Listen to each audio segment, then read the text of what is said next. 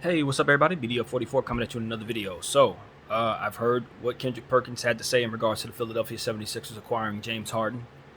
He's very high on it, but he said something that I felt was disrespectful. And I'm sure most people who hear him say that would probably agree. Maybe even the two guys involved in it. He said Joel Embiid and James Harden could be the next Shaq and Kobe. Nah, bruh.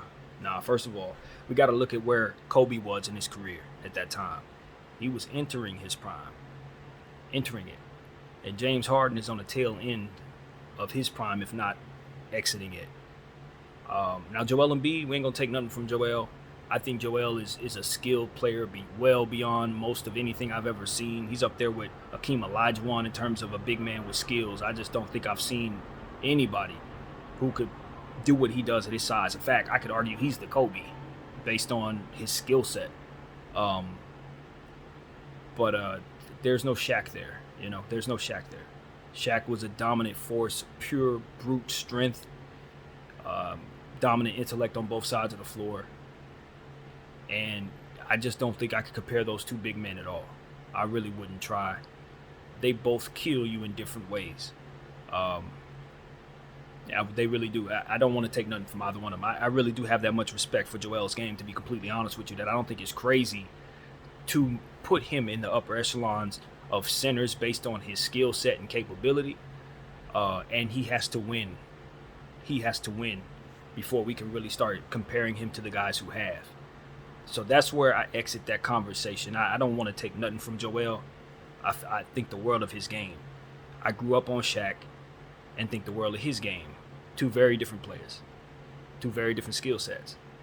Um, and I could definitely argue, and I think a lot of people would agree, that Joel is just more polished, more skilled than Shaq was. And that's not a reach at all. However, Shaq had a dominance about him and a strength about him mentally, and a certain militant way about going about things as he received from his father. The Sarge, rest in peace. And we know what Shaq was about. We know what he was about. And it's one of those situations where Shaq, I think, would have done better, of course, as we all agree, if he would have, ate better and worked out differently and just had more of an intent on keeping himself in shape. We would be talking about Shaq having more championships than what he walked away with.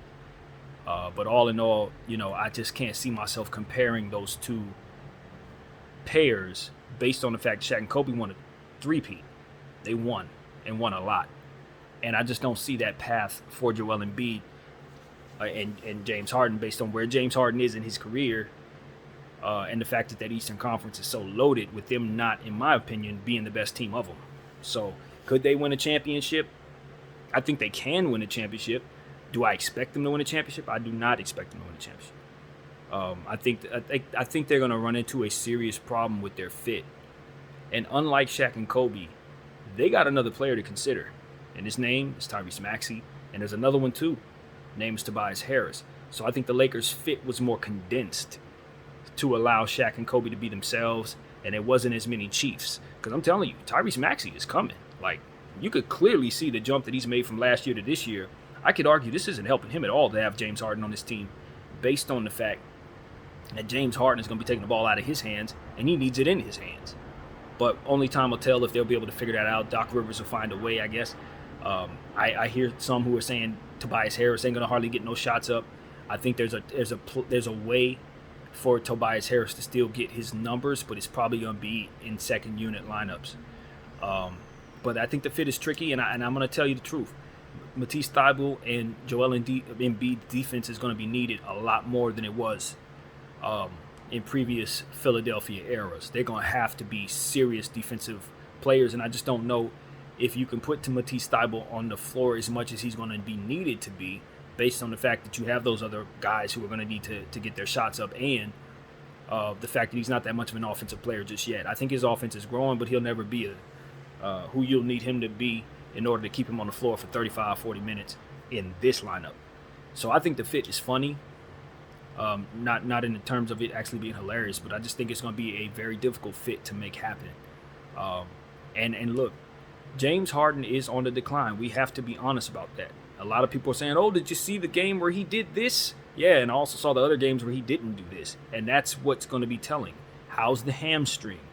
Where's his head at in terms of is he ready to play? Is he going to be, ready to skate up out of there at the first sign of any static? Because that's really what James Harden is running into now. He's gained a reputation for being somebody who, when it starts getting rough, he won't jet, you know, and it wasn't like that previously in Houston, but like he forced his way to Houston forced his way out of Houston after things started getting really murky and he lost his GM and all of that. Went to Brooklyn, and I think he gave up on Brooklyn too soon, to be honest with you.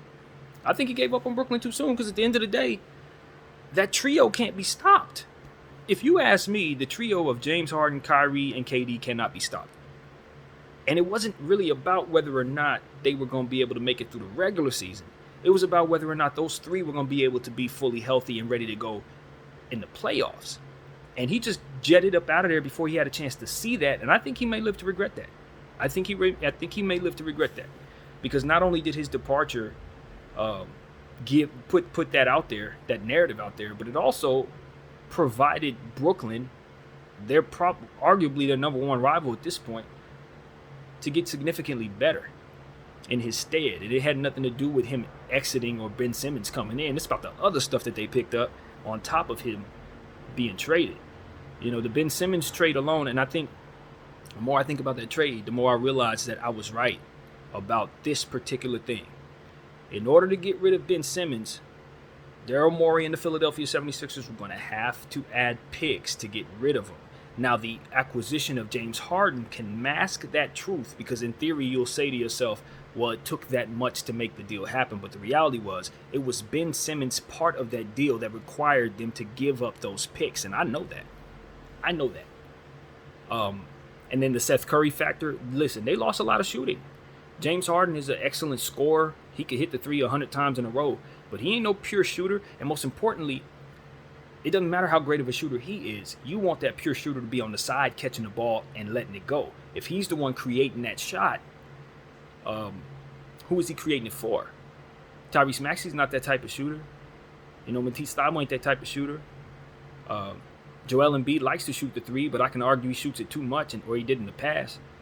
He's going to be forcing him out of the paint in some ways. I don't know. I need basketball minds to kind of help me with how they're going to look in theory. But the way I see it is, it's going to be an adjustment that these guys are going to have to figure out, and it's probably going to take longer than 3 months for them to do it. They're going to run into well-oiled machines in the Eastern Conference, like the Milwaukee Bucks, or a team like Cleveland that can hit you in 100 different ways, including providing a great deal of size in the paint. Guys that can shoot with that size. Or a team like Toronto that nobody's even thinking about, who's got all kinds of weapons with a lot of size that can also be thrown at Philly, that I think can create a lot of problems for them. Defensive guys, defensive-minded guys with big bodies. Well-oiled machine. I'm worried. Like, if I'm Philadelphia, I don't feel all that great. You depleted a lot of your team to bring back a guy who's not 100% healthy and may not be 100% checked into what it is that you do. You couple that with what I just said in terms of them having to figure it all out in a short amount of time. I don't really love them this year. I don't. I think if they had a full season with this roster, I'd feel a lot better about them. But you got to understand, they're going up against a Milwaukee team who ain't lost really anything. From last year, maybe a couple role players, but they got what they need to keep going. I look at Boston and how they're running through the Eastern Conference right now. There's no real guarantee that they won't be battered up by so many good teams. So they're just going to get knocked off by sheer understanding of fatigue, possibly. You look at their team, they're deep. They're somewhat deep, but you're losing size with Drummond. Let's say something happens with Joel Embiid. You can't sustain that. You won't have enough size to go up against those teams I just mentioned if Joel goes down. At least with Drummond, before this trade, you had that. You know what I mean? It's going to be a situation to see if they can find themselves a Tristan Thompson or something, someone at the center position in the buyout market to kind of help supplement what they're going to be losing in Drummond departing. You don't understand how important, or maybe you do, but they're going to need to understand how important having a backup center for Joel actually was, because it kept him healthy. It allowed them to sustain when he went out with COVID protocol, and that could happen again. And couple that with the notion that James Harden may be just as absent as Ben Simmons based on that injury that hamstring that's continuing to linger, and his age, which is something that you need to consider, being that I said, and I believe this, he is on the decline. I don't love what Philly did in this trade. I don't think they made themselves better. I just think that they made up for a trade that Daryl Morey's been wanting to make since he didn't make it the first time when he should have made it. But it's 2 years later, man. It's not the same as James Harden. It's not. But when you make it up in your mind that you want what you want, you don't really take into account how long it's been since you wanted it and what has changed.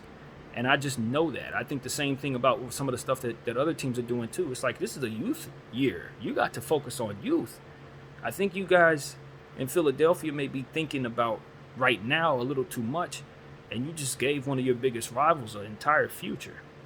And they still got Kevin Durant. They still got Kyrie Irving. And now you gave them Seth Curry, Andre Drummond, who I could argue is always better as a starter. You could see that when Joel went down with COVID and he was averaging all these crazy rebounds and points.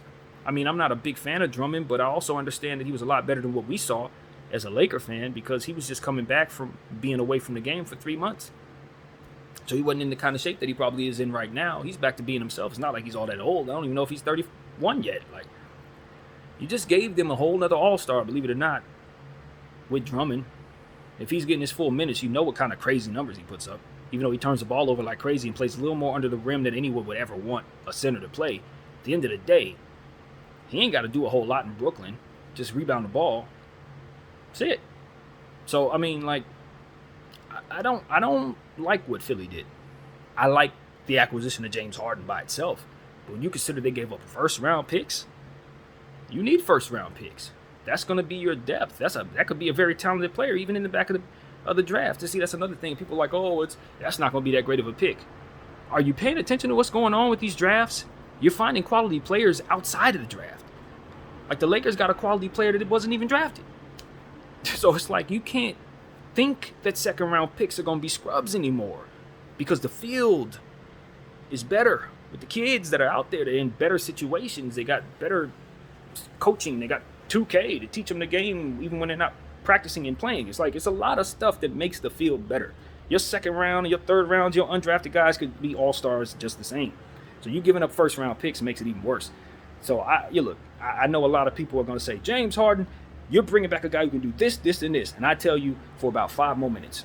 He can do this, this, and this for about 5 more minutes.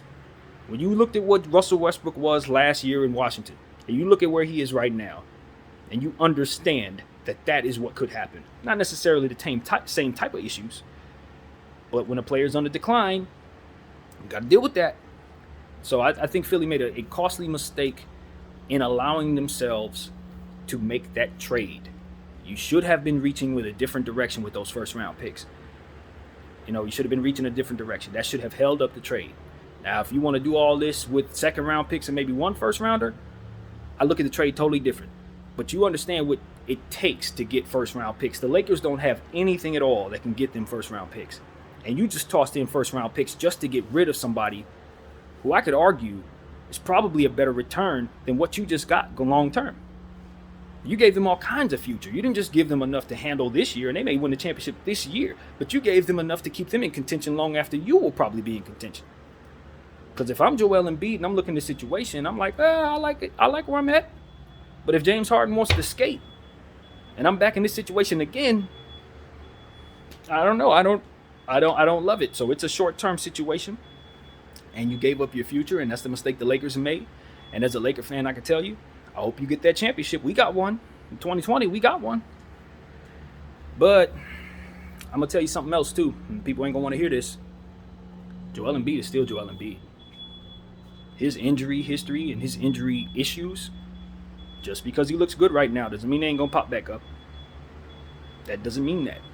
He's a big guy with a lot of usage. And now he's going to have more responsibility defensively. That's more wear and tear. Good luck with that. I'm not saying you should have kept Ben Simmons, not by any long shot. I'm just saying you should have played harder ball in regards to this deal. And that's coming from somebody who don't like how hard ball, the way that Philly's been playing hard ball. But when it really came down to it, I don't know if I would have actually pulled the trigger on that deal. And I know how important it was to not do that to Joel. And I know how important it was for Ben to get up out of there. I understand all of that. Both sides needed to do something. But It ain't no question about who won the deal, and I have a lot of questions about if Philadelphia is going to regret doing this. And keep in mind this also. James Harden is going to be a free agent next season. He's telling you he's going to opt in right now, which I definitely think he'll do. But after next year, if Giannis is dunking all over y'all or something goes down with injuries and stuff, you're going to really understand how bad this trade was. And Seth Curry, look, Seth Curry to me is a player whose trajectory is still going up. At the very least, he's going to be JJ Redick going forward. And that's damn good, as we all know. So it's like, I think he can be better than that. I think he has a little more in his arsenal than maybe JJ had. He's a Curry. So, and his jump for the last 3 years has been substantial. We've seen it. So it's like, I don't know if you should have just threw him in. You just gave one of your big rivals yet another player with big time ability. I don't have any question about who won this trade. I also don't have any question about how great James Harden has been. The question is, how much longer is he going to be that? 5 more minutes. That's what I'm telling you. You got 5 more minutes before he starts going. And what does that mean? Who knows? James Harden at half of James Harden's better than most. Don't get it twisted. But that's a lot of mileage on a guy whose weight fluctuates in ways that doesn't happen very often. And that's usually unhealthy, by the way. That's usually unhealthy, man. This ain't got nothing to do with nothing, but I remember somebody whose weight used to fluctuate like that. It was Luther Vandross. You'd see him one day, he was really, really thin. You see him the next day, he's really, really big. And we know, how that turned out, man. You got to take care of your body. You got to keep some consistency with your weight. I think James Harden should take that into account as he goes forward as a vet in this league. And that's what I got to say, man. I think I'm bashing it a little more than I'd like to. I have more respect for James Harden than I think I've shown. But he isn't the biggest problem here. It's not about bringing him in necessarily at all. It's about what they gave away and to whom. And now that's why I'm with Stephen A. Smith on this. I totally agree. You should not have traded Ben Simmons and all of that to the Nets, because the Nets are going to be a team that's probably going to be right there ready to knock you off, and they may have enough because of what you gave them. I think a lot of that's going to be determined by KD's health as well. I think a lot of what applies to James Harden applies to KD in terms of his health and his age and where he may be headed. But quite frankly, KD's a different story because of how ridiculously great he is and efficient he is at all times. If I ever doubted KD, it was after he hurt the Achilles. And looking at who he's come back being, when he's on the floor, he's still that dude. However, that is something that the Nets have to think about, because he did come back from that Achilles, and where is he at right now? He's out. When is he coming back? We don't know. So they have their own concerns too. And I think it balances out between those two teams. And I wouldn't be surprised if neither one of them win the championship, even though I said I think the Nets are going to win it. When I break it down even more, I like the consistency of a Milwaukee, the depth of a Toronto, the size for Toronto and Cleveland. And I just think if you have to hit all of those teams in the playoffs, I'm not sure either one of Philly or Brooklyn is going to know each other well enough to knock those teams off. And like a Boston who just picked up a Derek White, they didn't need a whole lot. You know what I mean? A team like Boston didn't need a whole lot. And they picked up a whole lot with that Derek White and bringing back Daniel Tice. So I just look at the East as about as good as it's ever been in my lifetime. Definitely better than it's been in the last 15 years. And those teams are going to have to deal with stuff. It ain't just those two teams they got to deal with. You got to deal with a lot. So, hey, Philly fans, Brooklyn fans, I like this trade for Brooklyn because they get the future. But I'm not certain I want to stand on that they going to win the championship thing. Any team that gets beat up out east is going to have to deal with one of these Western Conference monsters too. Either Golden State, Memphis, or the Suns, in my opinion. I don't think my Lakers are going to do nothing. But, at the end of the day, that's what you have to deal with. So I just feel like the East is going to beat each other up. That's what I think is going to happen. And then they're going to run into the Suns. The Suns are going to wear them out because it's going to be a much easier path for the Western Conference than it is for the East. That's what I think could possibly happen. Giannis is going to be right there. We know Giannis is not made of flesh and bone. He's a different type of person. Once I saw his leg bend backwards last year and then him come back from that like the next day, and I don't think he's even human no more. So at this point, he could be enough to carry everybody. but I just don't look at their bench and say they're strong enough just yet. The Ibaka acquisition was really solid. Like the Ibaka's acquisition, I saw what he was right before he left the Clippers because he knocked us off as a Clipper, my Lakers. So I got a chance to see what he looks like. He still got something for them. I like the size that they have coupling him with Bobby Portis and Giannis and Brook Lopez. They got enough size to help them against Cleveland and Milwaukee. Toronto, I think. But you know, Brooklyn's going to be in a good space going forward. Philly better win it right now, and I don't honestly know if they have what they need to make that happen, especially in terms of size. After Joel Embiid, who's the center there? You know, who is it? Who is there? Drummond was holding that down. Dwight was holding that down. But you're going to have to rely so much on Joel on both sides of the floor, and I don't like that. I don't like that, especially when some of them series can go 7 games. You could 7-game series the first round, 7-game series in the second round, depending on who you get. What is he going to have? You know, what are you asking of him? So maybe they can find some small ball lineups that they like. You're gonna be running a lot of small ball when he's not on the floor, or you're gonna be running him 40 minutes a night, and I just don't love that. I haven't forgotten that the man literally missed the first 3 seasons of his career, damn near. So hey, it's a lot to unpack, but I'm telling you, Philly ain't that, but they need to be, and we'll see. BDL 44. Thank y'all for watching.